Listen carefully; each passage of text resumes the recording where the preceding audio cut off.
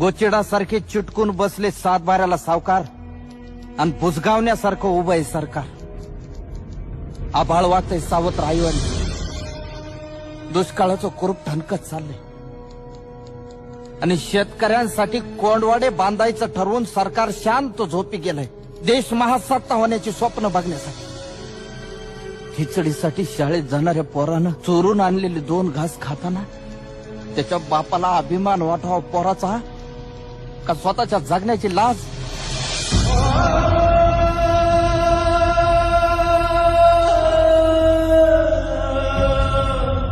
अजून अंत पाहू नका सरकार. शेताचा मसनवाटा झालेला आहे. ज्या दिवशी शेतमालाला भाव मिळत नाही म्हणून उभं पीक जाळतो आम्ही, त्या दिवशी तुमच्या नावानं सुतकच पाळतो आम्ही.